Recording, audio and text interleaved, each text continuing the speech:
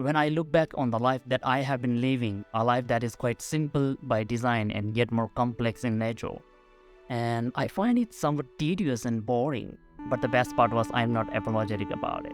More than 2 months ago, I reflected on my life on the occasions of New Year's Eve, and I think we need to introspect our life every now and then. Not necessarily during the New Year as most people do, but whenever it feels needed.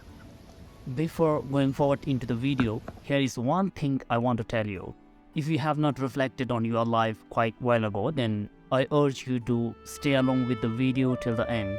I assure you will not leave empty-handed from here. There are not always any exciting things going on apart from traveling around a little bit. It is always the same. There's no meeting with new people. These days, I mostly keep myself to myself. I don't know. I don't see friends and relatives very often and do not mix socially with others. Maybe because I like it that way. Maybe I like the freedom from unnecessary obligations. Maybe I want to hear my creative thoughts frequently. Above all, it helps me to increase my emotional resilience, allows me more time and space to have a better understanding of who I really am and what I really want to be. And it also gives me a sense of independence, a sense of freedom in this unfree world. And this is the condition I have chosen. I consciously stepped into it. Otherwise, I could have effortlessly escaped from it whenever I wanted to, because I could run away with no extra effort. Mainly since the internet and smartphone arrived. I think excitement has become cheap. Nowadays, excitement is inexpensively available for everyone. What do we not have today to occupy our attentions? We have all of this social media which have never-ending, exciting entertainments, movies, documentaries, tweets, and whatnot. Everything is available in one single device called a smartphone, which is at our fingertips 24/7 to overstimulate and amuse us constantly.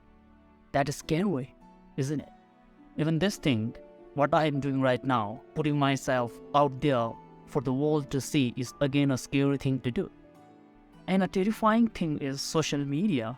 I think we all put ourselves out there on these platforms to get attention. Well, some of you may not fully agree with this, but that is not the point here. But the thing is, how we formulate a story of other people's life by looking at their IG profile. And we often end up providing ourselves with these false impressions of other people's life, because what we see on their social platform is entirely different from the real life stories. But most of the time, we fail to recognize those differences and always carry a perverted thought and look at these two lives as one.